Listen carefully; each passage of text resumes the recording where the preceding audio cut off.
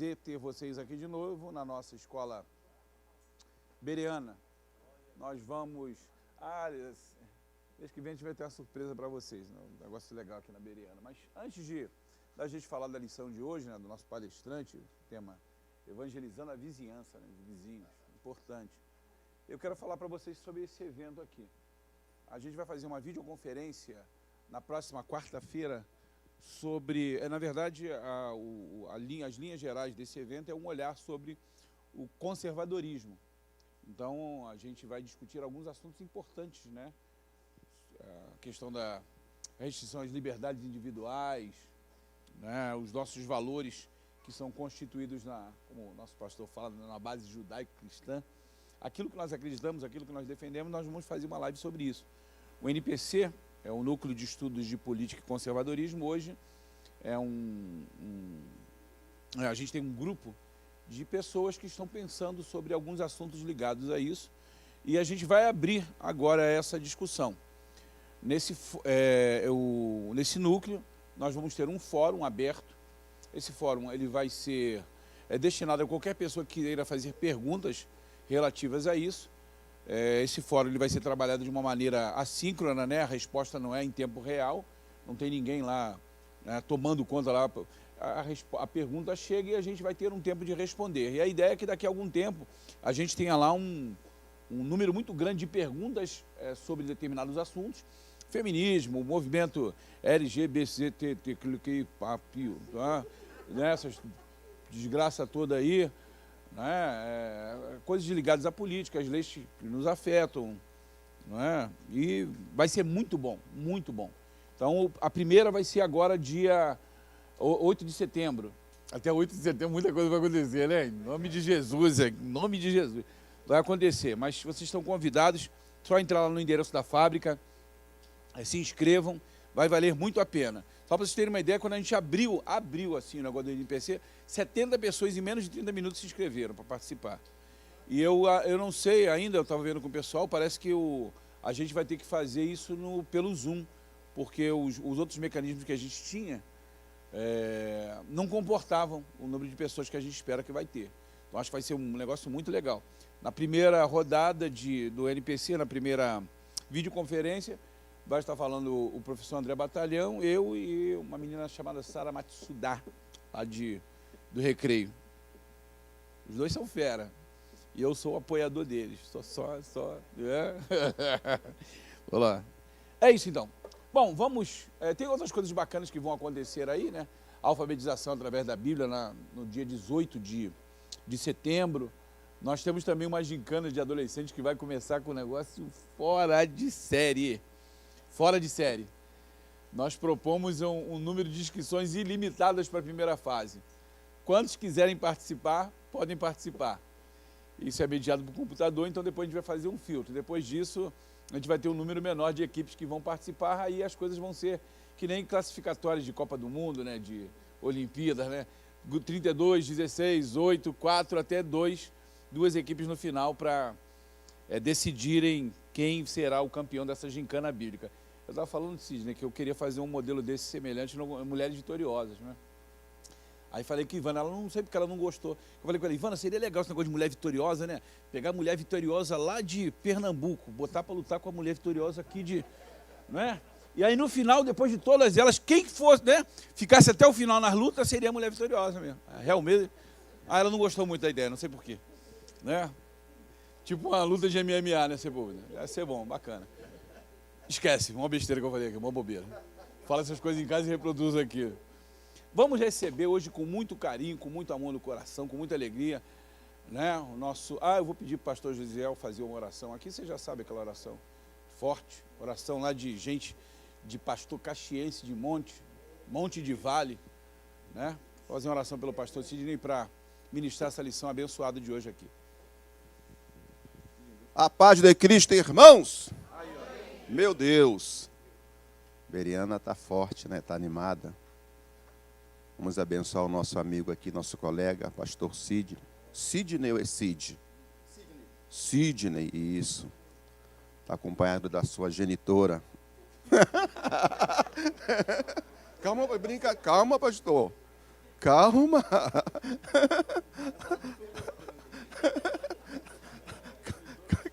Calma. Não, mas calma. Não, mas um pastor fazendo a cerimônia de casamento. Não, eu vi isso na vida real. Você recebe essa como sua genitora.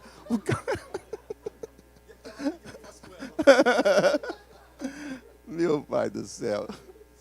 Irmãos, vocês já estão online, né? É a esposa do nosso pastor aqui, meu amigo Sidney. Vamos orar.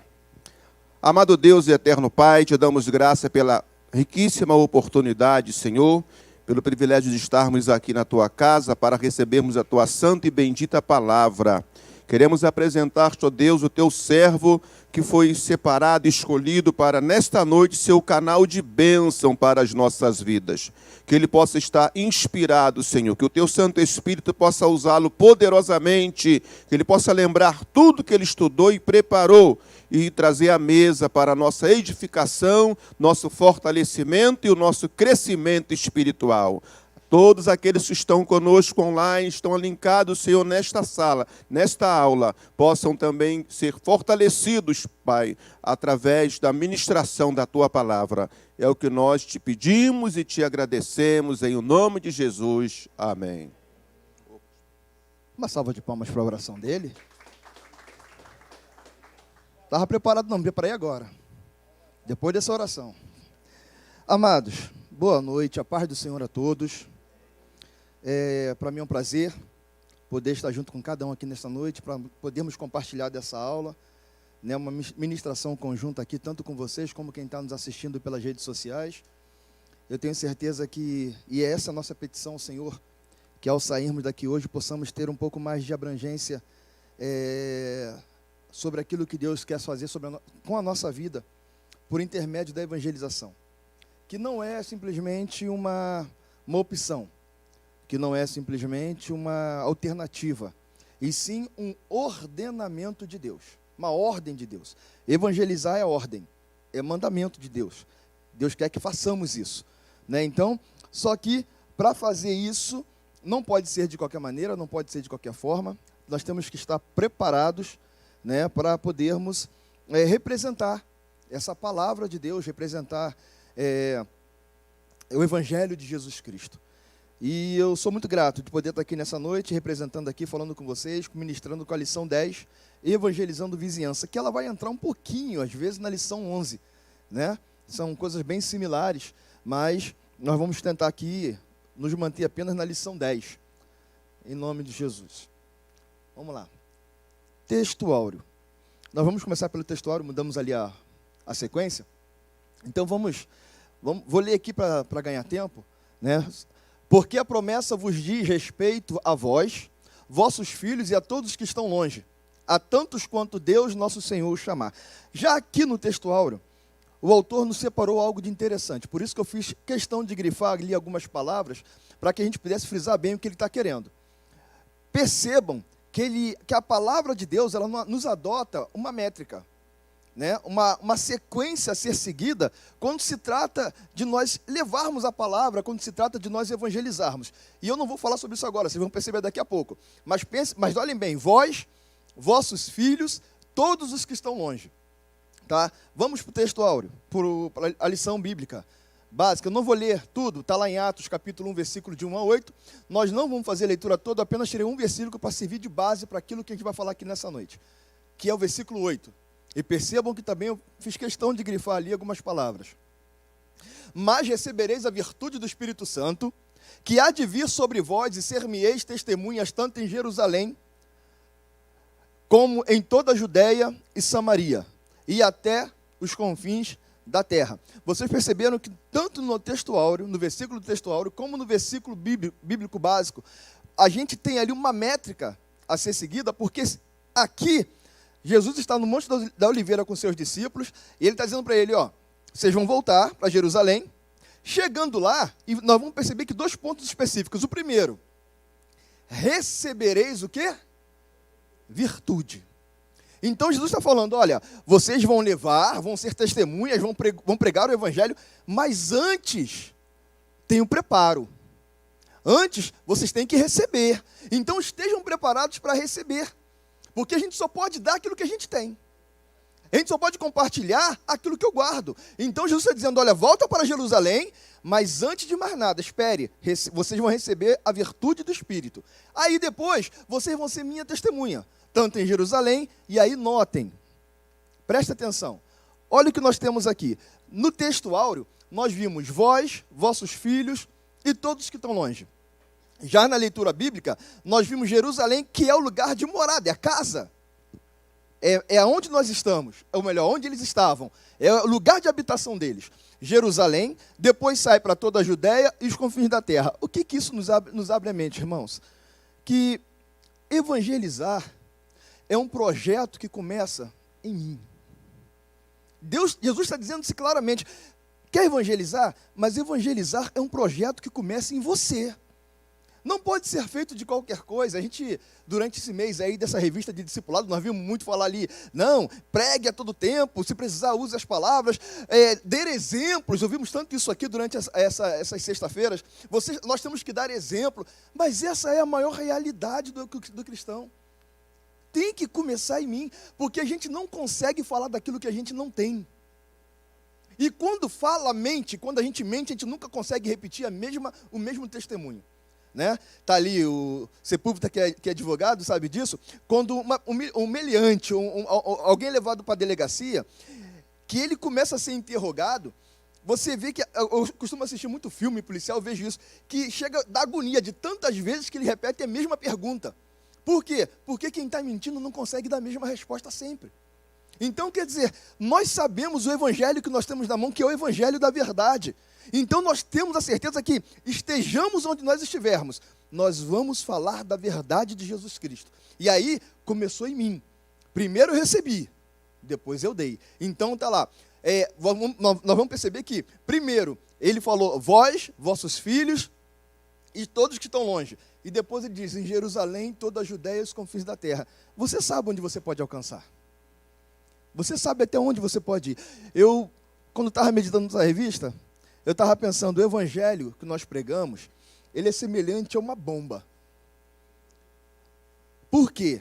Porque quando você pega uma bomba, quando você vê uma bomba, todo o poder de destruição dela está concentrado onde? No núcleo, no centro.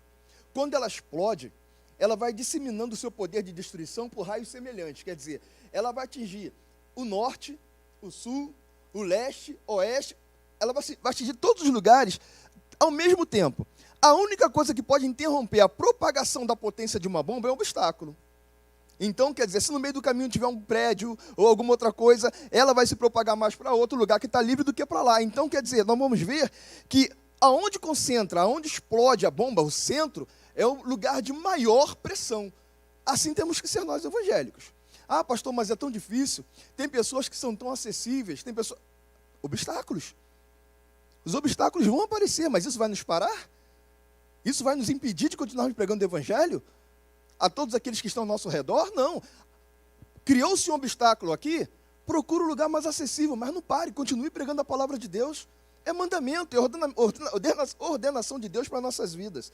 Então nós precisamos estarmos atentos àquilo que Deus quer falar ou está falando. Definição de vizinhança. Eu procurando no nosso dicionário da língua portuguesa, eu encontrei duas definições de vizinhança. A primeira é conhecida de todos.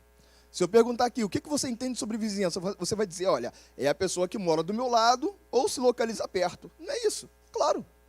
Então, certo. Essa é a definição de vizinhança. Eu até costumo dizer o seguinte, o que a gente pode dizer com vizinhança? Olha, vizinhança, eu vou definir uma coisa. É aquele camarada que está até onde minha voz pode ser ouvida. Então, você chega na tua casa, você tem um vizinho da direita, tem um da esquerda, tem um da frente, tem um das tuas diagonais, e tem até aquele que pode ouvir tua voz, que você chega no portão e fala assim, vizinho, bom dia, aí ele faz assim e te responde, é teu vizinho. Então, até onde a sua voz pode ser ouvida, olha a bomba aí, ó, você pode chamá-lo de vizinho. Mas eu encontrei uma outra definição, que aí até entra um pouquinho na lição seguinte, mas é nossa, vamos lá. A outra definição de vizinhança diz o seguinte, o que é vizinhança? É aquele ou aquilo que está a pequena distância ou próximo. E agora? Abriu-se o leque. Então eu já começo a pensar que vizinho É aquele camarada que todo dia pega o ônibus com você, senta do teu lado e dá bom dia. E faz um trajeto de quase 1 hora contigo até o centro da cidade. Que teu vizinho.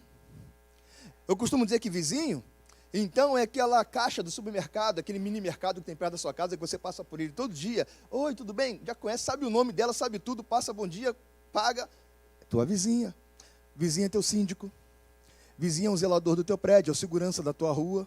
Então, com essa definição que está aqui, abre-se um leque de abrangência muito maior em relação do que possa ser vizinho. E aí abre-se também um leque muito maior da minha missão de pregar o Evangelho de Jesus Cristo. Porque não há, olhando por essa definição, não vai ter limitação. Não vai ter aonde eu não possa chegar. Está certo que quanto mais próximo estiver o vizinho, mais difícil é pregar o Evangelho para ele. Sabe por quê? Porque o teu vizinho que mora do lado da tua casa, ele muitas vezes, ele ouve teus berros com teu filho, ele ouve a tua briga, a tua discussão com a sua esposa, né? Você gritando com o cachorro, e muitas vezes isso chega aos ouvidos dele. É impedimento para pregar o Evangelho? Não. Desde que você não fale nessa briga, nessa discussão, algo que degrina a tua imagem como servo de Jesus Cristo. Somos humanos. Somos servos de Deus? Sim, mas nós somos humanos. Né? Isso não quer dizer que você vai ser temperado o tempo todo. Então, quer dizer, mas desde que você saiba o que você fala, desde que ele ouve do que você fala, o cristão, até na briga, ele é diferenciado do incrédulo. Até quando ele discute, ele se diferencia do gentio. Então, é esse o exemplo que nós temos que dar quando nós estamos na casa de Deus e como nós temos essa missão de pregar o Evangelho de Jesus Cristo. Professor, antes do senhor passar para o próximo ponto, foi uma revelação, porque há pouco tempo lá em casa, a minha cunhada me chamou, falou assim, Del, ela me chama de Del. Você e a Terezinha, vocês ficam discutindo aí por causa de cachorro, os vizinhos todos já estão aqui ouvindo e comentando, e vocês ficam brigando por causa de cachorro. Eu falei, não é possível, lá em casa tem 2 cachorras. Eu tive que dar os cachorros, fiquei livre um bom tempo. Aí depois eu fui conversar com a minha esposa em off para ver se ela consentiu eu arrumasse outras cachorras para colocar dentro de casa para a gente ficar tranquilo, para que os vizinhos não ouvissem. Então a culpa era da cachorra, né? Aí agora já tem, mas agora está tudo em paz. Culpa da cachorra, porque a gente fala tudo baixinho, ninguém grita lá em casa, não. Então é uma revelação que o senhor teve. Glória a Deus. Vamos lá, pessoal, vamos continuar. Introdução. Oferecer as boas novas do Evangelho de Jesus Cristo é como oferecer um banquete a quem tem fome. Gente, isso aqui é super importante e super interessante. Oferecer um banquete a quem tem fome é semelhante a oferecer as boas novas de Jesus Cristo. Pastor, como assim? Você quando evangeliza, você quando prega a palavra, você quando leva o Evangelho para alguém, você está oferecendo a ele um banquete de um alimento espiritual que ele não tem. Você, quando a gente passa por alguém, ou quando você conhece uma pessoa que tem algum problema de alimentação física, né? Você percebe, quem passa por aquela pessoa percebe que ela tem um problema de alimentação, porque ela geralmente é desnutrida, magra, né? Então muito magra, então você percebe que ela tem algum problema de nutrição, de falta de alimento. Mas quem passa por uma pessoa que tem um problema de nutrição espiritual, nem sempre percebe. Quem vai perceber são os familiares que estão perto, ou então os amigos mais próximos. E às vezes, quando percebem, é tarde demais. É tarde demais. Eu vou abrir parênteses aqui só para contar uma experiência desta semana, aqui na igreja. Quarta-feira, nós estávamos no culto sobrenatural, eu não participei, porque eu tive que ir na reunião de casais, mas antes, nós fomos chamados aqui na igreja para conversar com uma senhora que tinha vindo aqui com os pais evangélicos. Uma senhora, já 33 anos, jovem senhora, né? Por isso que ela não vem, minha esposa tinha que ficar. Uma jovem senhora, então, ela sentou na mesa e começou a contar a vida dela. Eu cheguei até um pouco atrasado, já estava conversando com outros pastores, eu cheguei um pouco atrasado, eu e minha esposa, e começamos a conversar com ela. Ela contando que ela não era feliz, que ela não dava certo com nenhum namorado, que a vida dela era ruim. Eu só vi palavras negativas na declaração que ela deu a respeito da vida dela. Chegou um certo momento da conversa que eu falei assim, peraí, você veio aqui hoje, não veio? Vim. Então, se você está aqui, é que você veio buscar alguma coisa diferente. Aí ela fez assim. Eu falei, hoje, como é que está a tua vida espiritual? Eu estou na Umbanda. E o pai e a mãe do lado. E a mãe, quando ela falou, estou na Umbanda, a mãe começou a falar em línguas. Eu falei, como é que é? Eu estou na Umbanda. Aí eu falei, sim, você está contando que tua vida é só uma desgraça. Aí ela falou assim, olha as palavras dessa jovem senhora. Pastor, eu passei 25 anos na igreja, Deus nunca me deu nada. Aí eu falei, como assim? O que você pediu a Deus? Ela falou, eu tenho 4 CDs gravados. Quando eu vendia CD, o pastor deixava eu cantar. Quando eu vendia, o pastor não deixava eu cantar. Eu nunca tive um posicionamento diferente na minha vida. Eu falei assim, então o que você queria era sucesso. Eu falei assim, escuta uma coisa que eu vou te dizer. Deus não te deu, porque se Ele tivesse te dado, você também não estaria na igreja. Que você nunca procurou a Deus. Você queria o teu bem próprio. E tudo que Deus faz não é para agradar o homem, é para agradar primeiramente a Ele. Se a gente não agrada a Deus com aquilo que a gente faz, seja o que for. Ah, Senhor, eu quero um carro. Espera aí, o carro que eu quero vai servir também para agradar a Deus? Se não, você não tem. Deus não te dá. E isso não estou falando aqui por mera expressão, não. É realidade, tá? É bíblico. Tudo que a gente pede a Deus tem que coadunar primeiro com a vontade dEle para a nossa vida. Às vezes, uma vez, há muito tempo atrás, eu escutei o pastor Silas pregar sobre isso, ele falou o seguinte, que Deus nunca nos dá aquilo que a gente pede na hora que a gente quer. Por exemplo, a bênção, ela é como um saco de peso de areia. Então você tem um saco de 100 quilos, você tem um saco de 50, você tem um saco de 30. Então, quando você pede a bênção de 180, Deus fala assim, quer um 180 de bênção? Pega o saco de 30 primeiro. Aí geralmente a gente não concorda. Poxa, mas não foi isso que eu pedi, Deus. Pega. E aí você pega o saco de 30 e vê que ele é pesado, mas você consegue colocar ele nas costas, porque é de 30. E aí você começa a andar com aquele saco de 30 até acostumar. Um dia você acha ele leve, aí Deus te dá o de 50.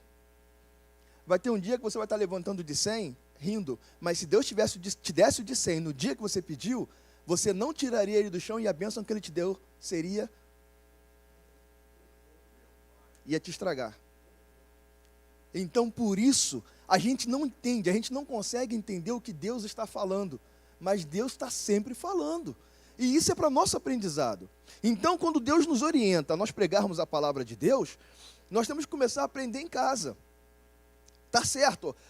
Evitem nessa saída de pregação de evangelho, entrar em discussões que vão te desviar do teu objetivo. Por exemplo, às vezes tu vai pregar o evangelho para uma pessoa, aí você vai com uma camisa do teu time preferido. A pessoa não aguenta mais ouvir o que você está querendo, ou está querendo fugir. Caralho, esse time é o meu também, esse time é... Pô, acabou. Se você não fugir daquilo ali, sabe por quê, irmãos? Todo tema que você discute com alguém, ele é sujeito a críticas, todo. Só tem um que não é, Jesus Cristo. Por mais que a pessoa não concorde, ela não tem o que falar, então ela cala a boca. Então, todas as vezes que você for ministrar a palavra, for pregar o evangelho, que a pessoa sair do caminho que você direcionou, você puxa ela de volta. Não, Jesus, porque a tendência do mundo é essa, te tirar do caminho. Ah, mas eu não vou para a igreja não por causa de dízimo. Puxa, não vai questionar naquele momento sobre isso. Jesus, porque tem coisas que a gente só entende espiritualmente, irmãos. O mundo vai entender dízimo e oferta? Não. Só quem faz, só quem é aprovado entende o que é aquilo ali. Só quem tem uma experiência com Deus entende o que é aquilo ali. Então tem coisas que não adianta nós discutirmos. Nós temos que voltar na pregação do evangelho. Volta sempre para Jesus. Coloca sempre Ele no centro. No centro da tua palavra, no centro da tua pregação, no centro da tua ministração. Quando nós colocamos Jesus no centro, a coisa começa a fluir.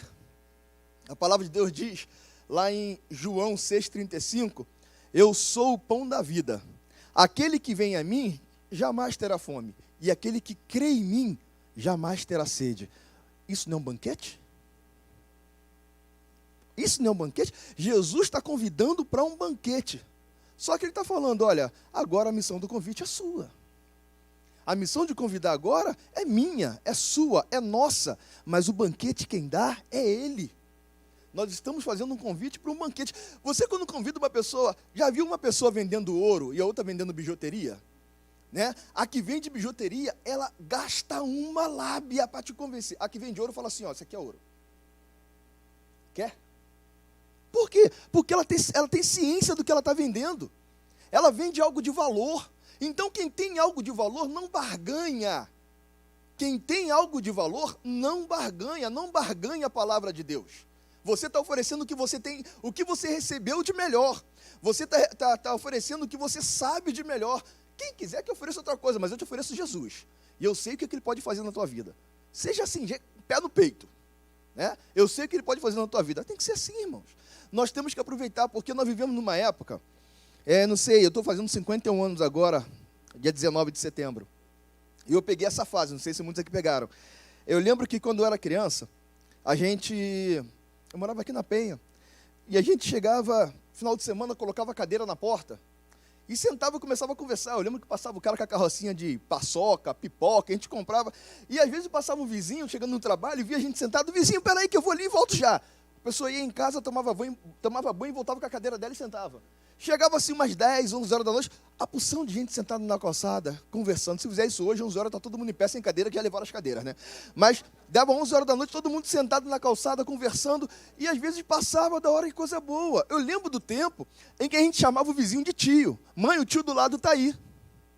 Então, vizinho era quase um parente. A gente saía de casa, vizinho, deixei minha porta aberta, toma conta para mim. Era quase um parente, era muito íntimo. Hoje em dia não, as redes sociais enclausurou o ser humano. A gente fica dentro de casa hoje, no nosso mundo. A gente chega na porta, olha, não tem ninguém. Eu moro há 3 anos aqui na Penha, eu chego no meu portão, olha, não tem uma viva alma.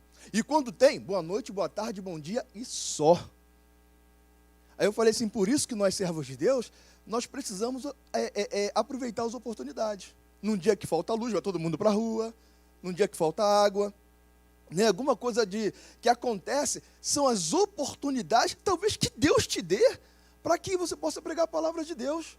Porque se hoje você não tem a oportunidade comum de chegar e parar no portão e bater papo com o vizinho. E se parar, vai vir 2 motoqueiros, vão te roubar e vão embora. A vida está assim, eu estou mentindo ou estou falando a verdade? Então, quer dizer, muitas vezes a gente aproveita aquelas oportunidades mínimas que Deus nos dá para nós pegarmos a palavra de Deus. 2 Timóteo, capítulo 4, versículo 2, diz assim: que pregues a palavra, instes em tempo e fora de tempo, redarguas, repreendas, exortes com toda longanimidade e doutrina. Crente que vai evangelizar tem que ser sábio. Gente, escuta uma coisa que eu vou te dizer, como essa menina que veio aqui na quarta-feira, nem toda a terra recebe a semente que você joga. E nem toda a terra recebe a semente que você joga. Tem semente que você vai jogar, a terra vai apodrecer aquela semente. Mas tem semente que vai frutificar. E aí, pastor, joguei 10 sementes, só uma. Só uma?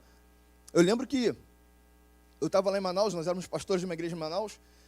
Um dia chegou uma senhora lá na igreja, nós sabíamos, esposa de um cabo da marinha, e ela chegou chorando. Aí falou, pastor, não aguento mais, pastor. Por que você não aguenta mais, minha filha? Lá em casa só eu que sou crente. Eu falei, isso é ruim? Só eu, pastor. Gente, isso é bênção. Tem casa que não tem ninguém. Da tua casa tem uma semente. Você está lá. Então aproveita que você está lá e começa a pregar a palavra para o teu marido. Seja assim, faça assim.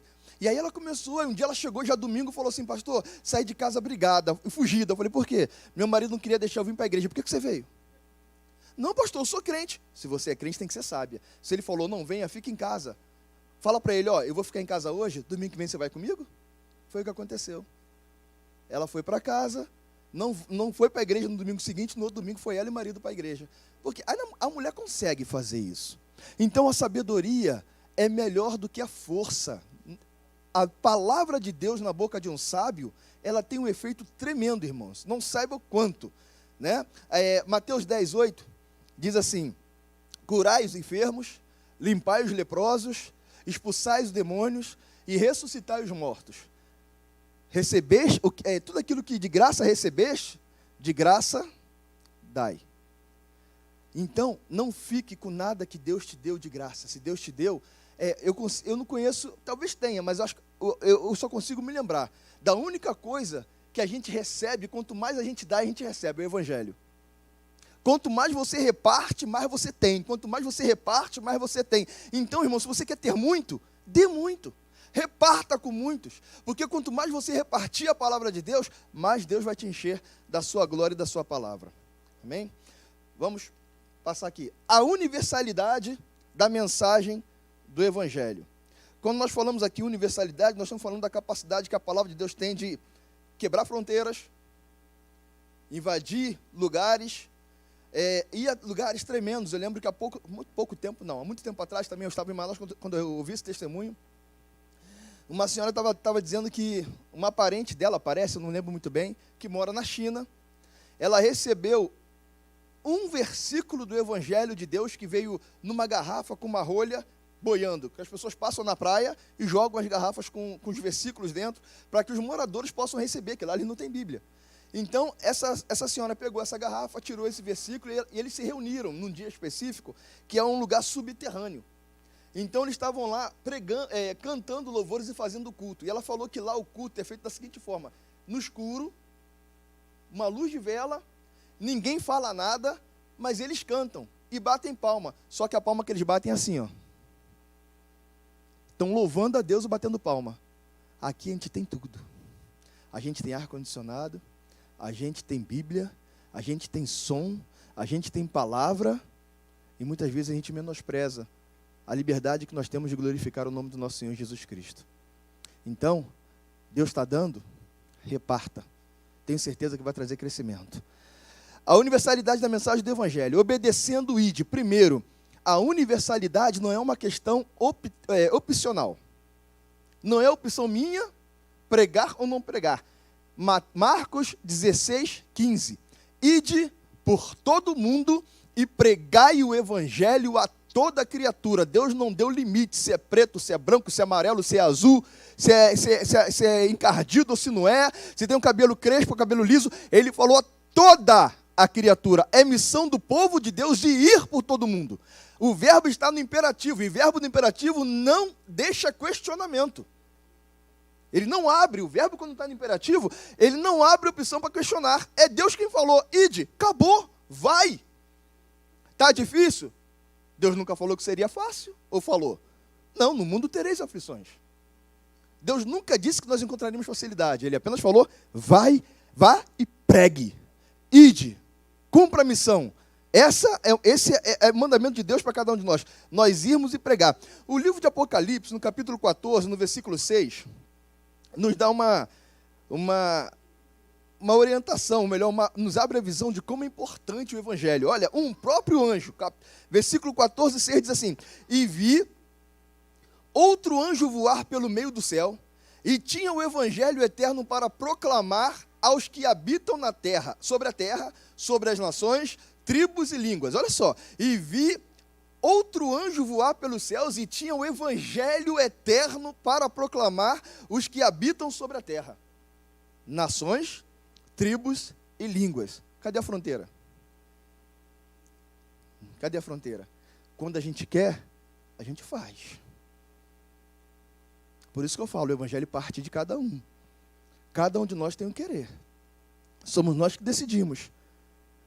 1 Coríntios 9, versículo 16, diz assim: porque se anuncio o Evangelho, não tenho do que me gloriar, pois me é imposto que a obrigação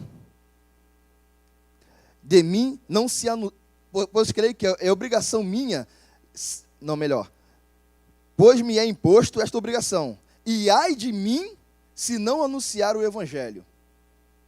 E ai de mim, Paulo dizendo, porque se anuncio o Evangelho, não tenho de que gloriar-me, pois me é imposto esta obrigação. Ai de mim se não anunciar o Evangelho. Ai de mim, se não anunciar o Evangelho. Isso só nos leva a crer que há uma obrigatoriedade na pregação da palavra, seja para quem está perto, ou seja para aqueles que eu tenho alcance. E hoje em dia, o vizinho não é mais aquele que eu posso falar, não. O teu amigo da rede social é teu vizinho. Tu tem contato com ele todos os dias. Então, mandou mensagem? Manda também uma palavra de Deus para a vida dele. Quem sabe, às vezes, irmãos, você fala assim: poxa, eu falo de Deus para esse camarada já há tanto tempo, e aí depois de falar quase um ano, você fala assim, um dia tu fala assim: meu querido, Jesus te ama. O cara se converte. Por quê? Porque não depende de você. Eu já vi gente ficar chateada porque pregou a palavra e a pessoa não se converteu. Por que você tem que ficar chateado por causa disso? É você que converte? A tua missão não é converter ninguém. A nossa missão é pregar. Quem faz a conversão é o Senhor, quem vai tocar é o Senhor, mas tem que ter quem fale. Você não tem que se chatear quando alguém falar, não quero, ou te tratar mal, não gosto de... Irmão, não quer? Você sabe o que ele está rejeitando, tá bom. Ó, não é assim que Jesus falava? Bata os pés e ó, vai embora. Você não tem responsabilidade com isso.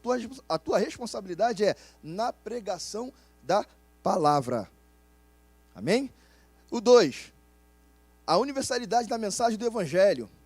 A verdade liberta e produz conhecimento. João 8,32 diz o quê? Conhecereis a verdade. Gente, o teor, o núcleo do teor dessa mensagem, ele é fortíssimo. Porque a gente não está falando de uma libertação física. A gente está falando de libertação espiritual. Né? Paulo e Silas, quando estavam presos, eles, presos numa cadeia, uma vez eu vi um historiador falando sobre aquela cadeia, é um lugar fétido, horrível, porque as cadeias elas eram feitas tipo, quem já viu gaiola de passarinho que tem os andares um em cima do outro? Então, de um andar para o outro, não tinha uma laje, eram como se fossem grades. Então, desculpe a palavra, mas quem defecava em cima, defecava em quem estava embaixo. Então, quer dizer, e o modo que eles eram presos era propício a isso, eles eram presos de cócoras, com a mão para trás, então forçava você a ter a sua necessidade. Então, tudo levava para o questionamento. Naquela prisão, eu vou dizer a realidade, a coisa mais difícil era glorificar a Deus. Eu sou ser humano comum. Numa prisão como essa, a coisa mais difícil deveria ser glorificar a Deus. Mas quando vai chegando perto da meia-noite, o que eles fazem? Vamos louvar? Não importa, vamos louvar. E o louvor estremeceu as estruturas daquele lugar. Né? Uma opção de fazer algo na parte espiritual. E Deus foi lá e fez na parte física. Abriu todas as cadeias, todas. E eles foram libertos. Então, a nossa opção é a melhor, é de servir a Cristo. E ali, houve a conversão de uma pessoa que estava ali para tomar conta deles. E aí você vai ver até um pouco de egoísmo da parte do carcereiro, quando ele diz, como é que eu faço para receber isso? Para ele. Aí Paulo vai e fala assim, não, é para você e para toda a sua casa. A bênção de Deus ela é extensiva à família, àqueles que estão perto de você. É quase que impossível você ser abençoado e quem anda contigo não ser abençoado também. Porque a bênção de Deus faz alcançar as outras pessoas, faz alcançar a sua casa. Amém? Vamos lá. Aprenda a lidar com a rejeição, aquilo que eu falei aqui hoje. Nós não temos que ficarmos chateados quando vier a rejeição, quando pregamos a palavra de Deus. O que você prega não é teu, tá? Tem dono.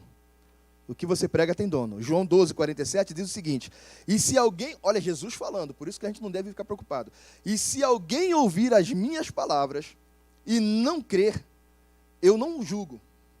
Olha o que Jesus disse, se alguém ouvir as minhas palavras e não crer, eu não o julgo, porque eu vim não para julgar o mundo, mas para salvar o mundo. Quem me rejeita a mim e não recebe as minhas palavras, já tem quem o julgue. Que coisa forte. Jesus fala, eu julgar? Se ele está me rejeitando, ele já tem quem o julgue. Mesmo se todo mundo tivesse a consciência da palavra de Deus, isso é certo. Se todo ser humano fosse instruído durante a mocidade a ler a palavra, a entender o que está escrito, o número de convertidos, o número de servos de Deus seria muito maior do que nós temos hoje. Porque é impossível você ser confrontado com uma palavra dessa e sair inerte, incólume, o que a palavra está dizendo para você. Não tem como. Quando a gente é confrontado por essa palavra, a gente faz uma retrospectiva, a gente faz uma ação interna e fala assim, peraí, Jesus está falando que ele não vai me julgar se eu não aceitar, porque eu tenho quem me julgue, estou fora, vou correr para os braços de Cristo. Eu não quero mais nada, eu quero é Jesus. E é por isso que eu falo, gente, nós temos o melhor documento nas mãos, que é o Evangelho de Jesus Cristo, chancelado pelo próprio autor. Manchado de sangue pelo próprio autor. Então não tenha medo de pregar esse Evangelho, não fique intimidado de pregar esse Evangelho. Ele é poder de Deus. Poder de Deus, então pregue, em nome de Jesus. Número 3. a evangelização como um fator condicionante. Isso aqui é maravilhoso. Nós nunca vamos ver, irmãos, a Bíblia falar o seguinte: quando a terra alcançar 10 bilhões de habitantes, Jesus vai voltar. Tem isso na Bíblia? Se tiver, me mostra. Nós nunca vamos ver na Bíblia tal citação: quando no planeta Terra tiverem 5 bilhões de crentes ou de cristãos, eu estou voltando. A gente vai ver isso na palavra de Deus? Não. Então seria um fator condicionante se houvesse. Mas olha o que tem na Bíblia. Mateus 24:14 diz assim: e este evangelho do reino será pregado em todo o mundo, em testemunho a todas as gentes, e então virá o fim. Sabe o que isso aqui está dizendo? Que o evangelho, a pregação do evangelho, ela condiciona a volta de Cristo. O que nós temos que fazer então, irmãos? Em tempo, é a Bíblia que está falando. E este evangelho do reino será pregado em todo o mundo, em testemunho a todas as gentes. Então virá o... Então quer dizer em consequência, então quer dizer depois, então quer dizer por causa. Então, se nós pregarmos o evangelho, nós estamos contribuindo para a volta de Jesus Cristo. Olha que coisa maravilhosa. Teu galardão lá no céu. Ah, esse aqui, ó, ele contribuiu. Não importa se é com 1, com 2 ou com 3. Ele contribuiu. Ele contribuiu. Ele fez a sua parte. Ele pregou o evangelho. Ele falou do meu filho. Então, irmãos, essa é a nossa missão. É para isso que nós fomos levantados como servos de Deus. Número 2. O meu vizinho é alvo do amor de Deus. Pensem bem, nós falamos anteriormente na universalidade da pregação do Evangelho de Jesus Cristo. O que seria isso? É aquela pregação de multidão. Hoje em dia, infelizmente, tem gente que só quer pregar para multidão, né? Para igrejas cheias, para lugares grandes. Como a nossa igreja lá em Manaus era pequena, eu já tive o desprazer de chamar alguém para pregar, a pessoa chegar, quando chegava lá, fazer assim. Né? Por quê? Porque quer pregar para a multidão. Tem pessoas que uma pessoa não tem valor. E aí nós vamos ver aqui, o meu vizinho é alvo do amor de Deus. Não se deixe ser levado pela rotina. Não se deixe ser... Não, desculpa. Deixa eu voltar para o 2, gente. Eu passei. Ué, não está aqui? Por isso que eu passei. Passou, cortou ali. Então vamos lá. O 2, a individualidade da mensagem do evangelho. Exatamente, eu estava falando e sem ler. Então, quer dizer, a preocupação em ganhar multidões não nos pode fazer com que percamos o foco no indivíduo. Lucas 15:7 diz o seguinte: digo-vos que assim haverá alegria no céu por um pecador que se arrependa. Ganhar multidões é bom? É ótimo.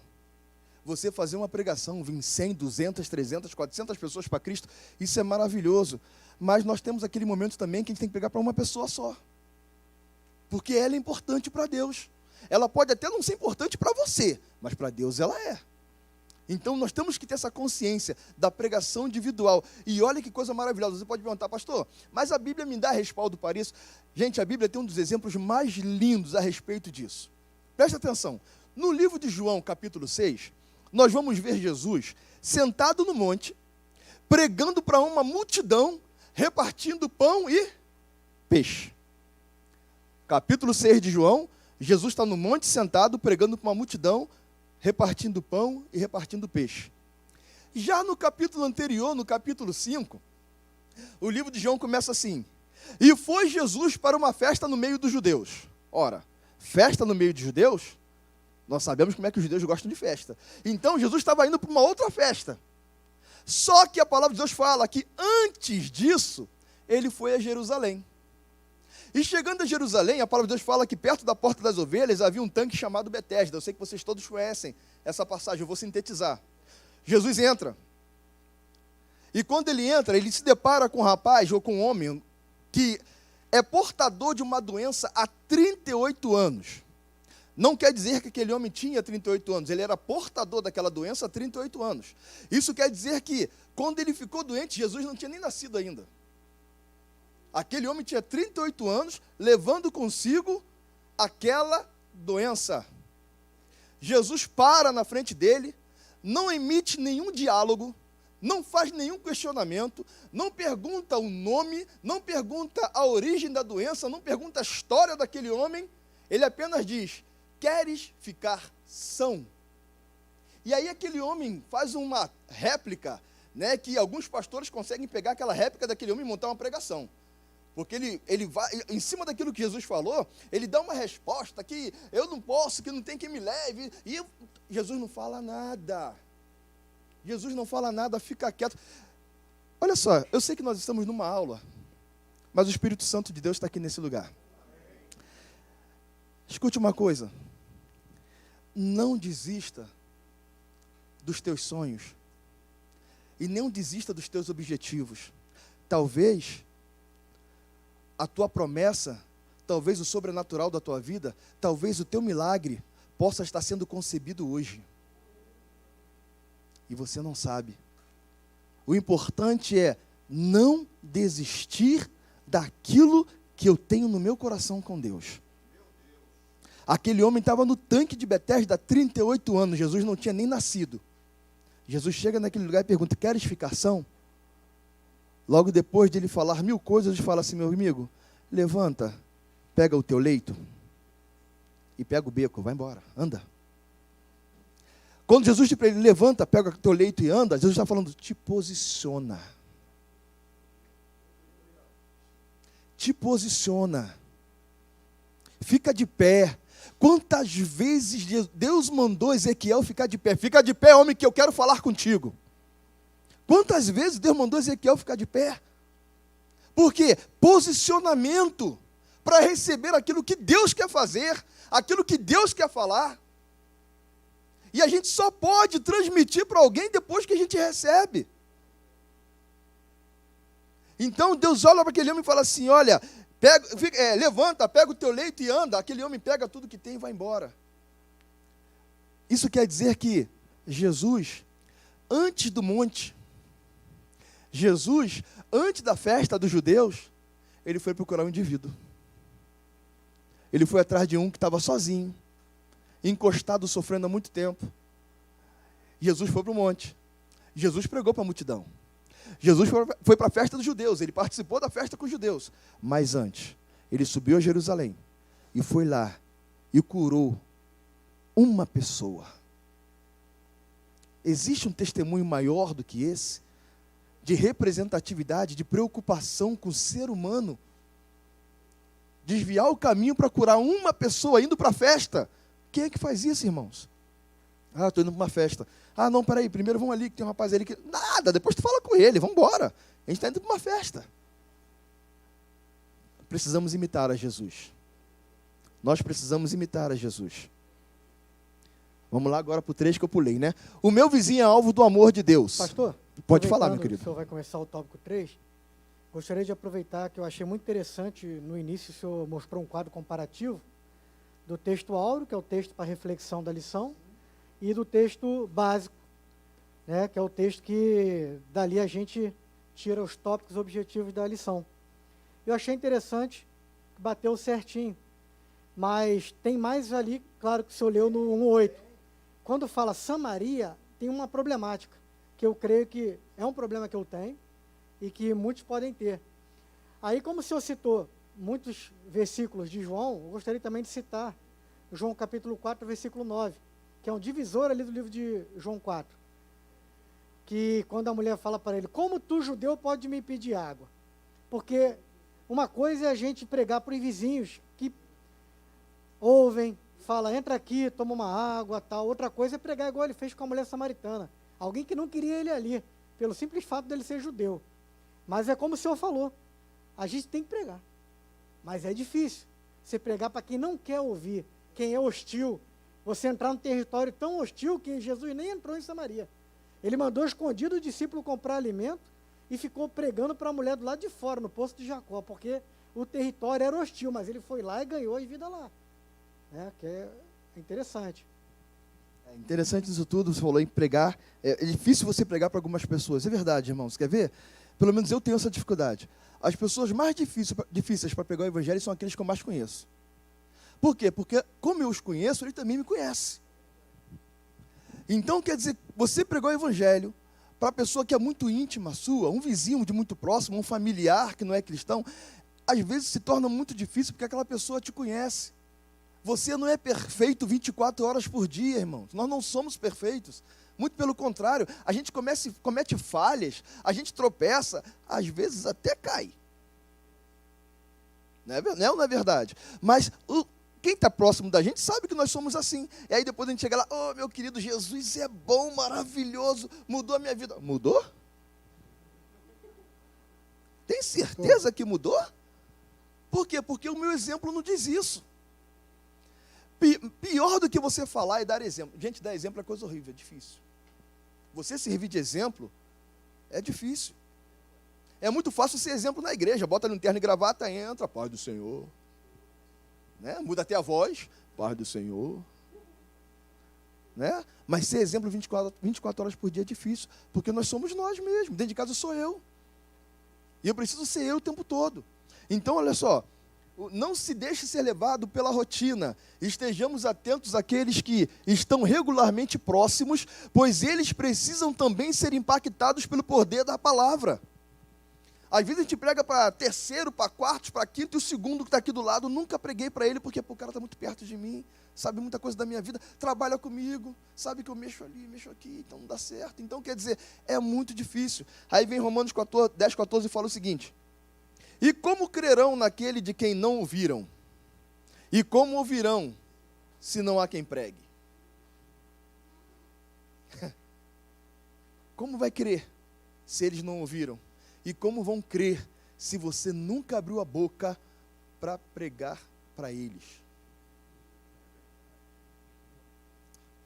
Vamos continuar.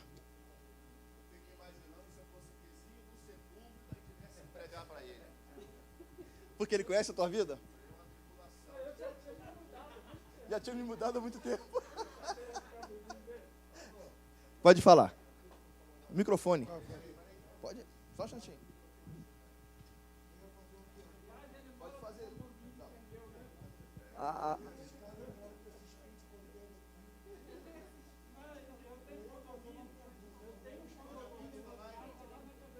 A citação que o irmão fez ali, Jesus Cristo achava dificuldade, mas ele foi até o poço, e ali ele preparou exatamente quem ele queria que fosse lá pregar o evangelho. Existia hostilidade na região? Existia, mas ele, com a sabedoria, a onisciência dele, ele, é aqui, preparou a pessoa certinha, ela foi lá e pregou. Se eu entendi, você quer dizer então que a gente tem que ir. É isso aí. Né? O que move, o que muda o ser humano é o id. Então nós precisamos ir. Fala aí, Vidal. Eu vou te falar. Pastor, falando sobre a situação que o Alex aqui, que ele levantou, eu também tive uma experiência. Nós fomos convidados para fazer um culto no lar. Chegamos lá, tinha um altar lá, as cozinhas lá e tudo. Nós anunciamos a palavra e houve conversões, houve decisão. Em momento algum eu mencionei, que costuma muita pessoa chegar, esse capeta aí tira, né? A pessoa não está preparada para a mudança. Quem faz a mudança é o Espírito Santo. A gente prega, deixa o altar lá. Se ele for tocado pela palavra e se sentir incomodado, a gente vai lá e completa a obra. Isso é uma coisa que a gente tem que tomar muito cuidado. Porque as pessoas perguntam, né, Vidal? O que eu faço com isso? Se a pessoa perguntar, aí eu falo, quebra. Pastor, quebra. Não, tem que não, é você. Porque na questão é o seguinte, é o princípio que eu não vou chegar na sua casa e falar assim, não gostei desse sofá aqui, tira e bota do outro lado. Então, a gente tem que saber quem faz essa mudança é justamente no terreno hostil, a gente tem que ser sabedoria. Porque se a gente se apegar a isso aí, a gente perde a alma. Vidal falou ali, me lembrou de experiência da minha casa.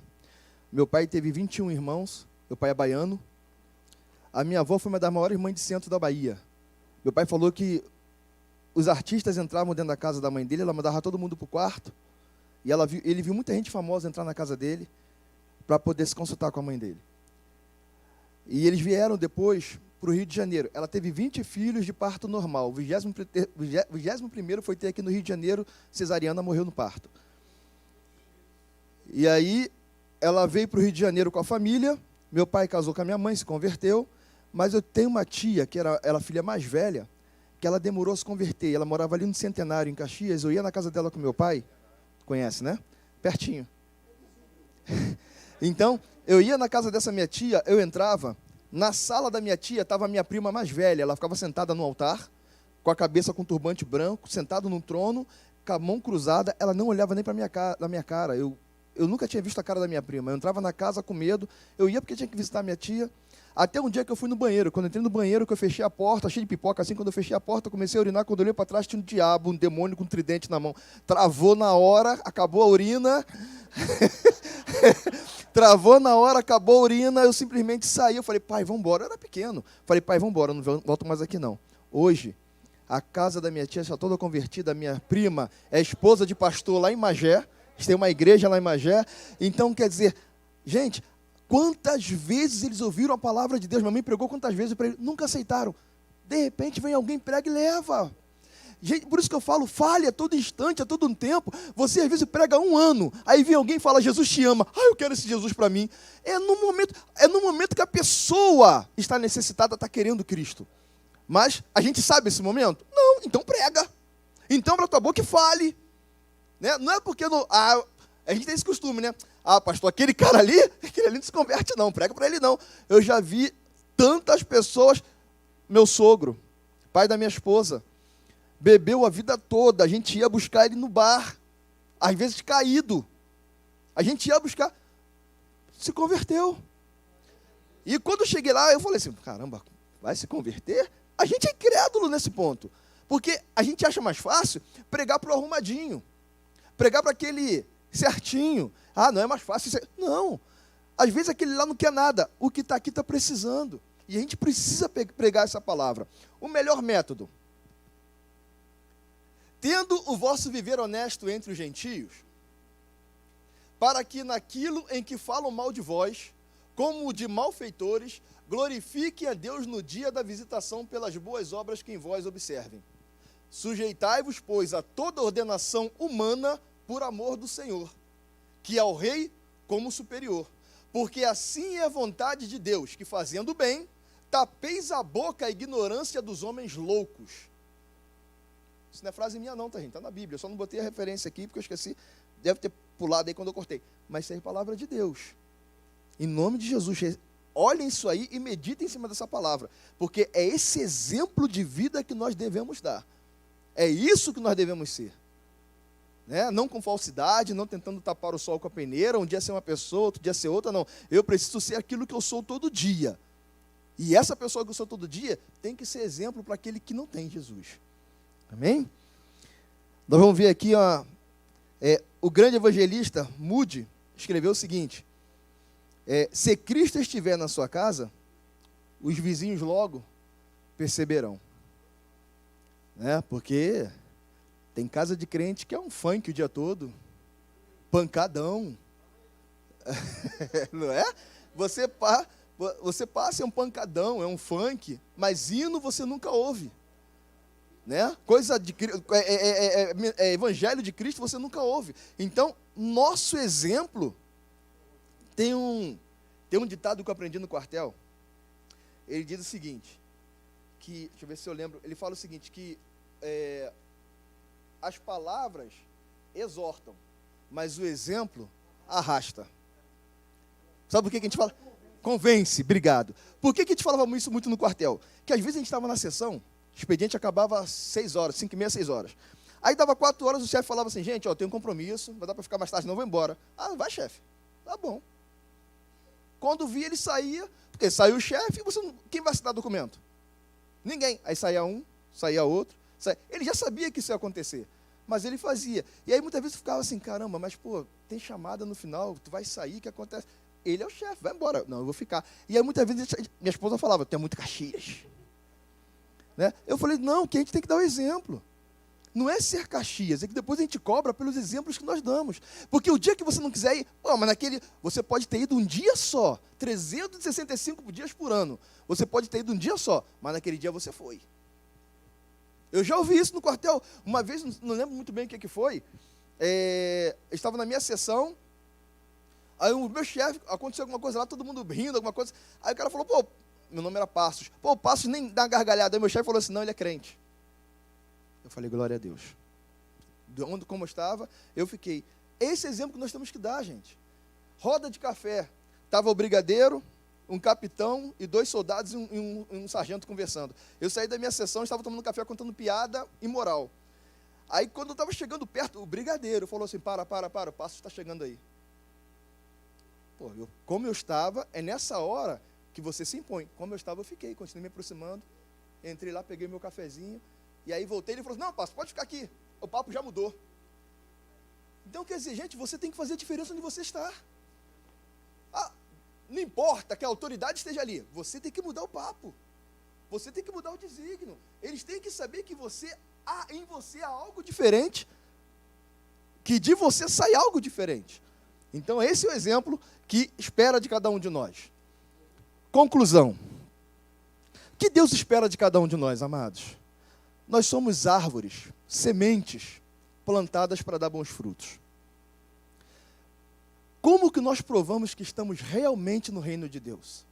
Uma semente, ela é plantada, ela cresce, ela faz o processo da fotossíntese, ela dá seus frutos, dá caule, folha, dá os seus frutos, e o fruto é o processo final de uma semente. O fruto é o processo final de um crente. Nós temos que dar frutos, e a palavra de Deus fala que não só dar frutos, dá o quê? Bons frutos. Então, o nosso processo vai ser dar frutos. Então, nós precisamos, nós só somos incluídos realmente, nós só nos sentimos incluídos no reino de Deus quando nós começamos a dar frutos. Ser infrutífero dói, pesa, atrapalha, empaca. Então, nós precisamos andar gerando outras vidas. Isso é ser de Cristo. Isso é ministério evangélico. Nós vemos muitas vezes, gente, pessoas que chegam numa igreja, têm um dom de cantar, mas a igreja já tem seu ministério de louvor, e ela não é incluída, e ela não se sente incluída naquele ministério, porque, não por ela ser boa ou por ser ruim, mas que já tem os seus levitas, os seus cantores, melhor dizendo. Então, quer dizer, aí você vira para ela e fala assim, vai ter um evangelismo, vamos evangelizar? Não é o meu dom, não é o meu ministério. Não. Pregadores, chega, não, vou pregar, a igreja tem pregadores, ele não é convidado para pregar ainda, né? Como a menina não foi convidada para cantar ainda, mas como não foi convidado para pregar, aí você fala, vou evangelizar, não é o meu ministério. Pregação é ministério? É obrigação, gente. Evangelismo é obrigação. Nós temos que evangelizar a todos, eu digo de novo, Marcos 16:15, ide por todo mundo e pregai o evangelho a toda criatura. Não é uma alternativa, é um mandamento. É verbo no imperativo. Então, eu posso ter vários outros dons na igreja, eu posso ter vários ministérios, mas eu tenho que também pregar. Eu tenho que evangelizar, senão eu sou infrutífero. Pastor Silas cansa de dizer aqui, geralmente ele fala na ceia, né? Está evangelizando quem? Está discipulando quem? E quando ele fala isso, não é por causa da igreja não, gente. Ele fala isso porque ele está gerando fé em você. Porque ele sabe que o ser humano, quando prega o evangelho, quando evangeliza, e consegue trazer alguém para a igreja, a fé dele aumenta. Você se motiva. Opa, foi vou de novo. Porque isso é motivação. E ele está gerando isso no membro da igreja, gerando motivação. Quando ele fala, você está evangelizando quem? Ele está dizendo, você está cuidando de quem? Então, quer dizer, isso é para a gente, é para nós. Nós precisamos disso. Olha aqui, o que diz Aurélio Agostinho de Hipona. Se tu não podes fazer o que bem queres, isso não é motivo para se negares a fazer o que podes. Tá? Se você não faz aquilo que você quer fazer, não te impeça de fazer aquilo que você pode. Você pode mais do que isso. Amém? Eu agradeço a todos em nome de Jesus.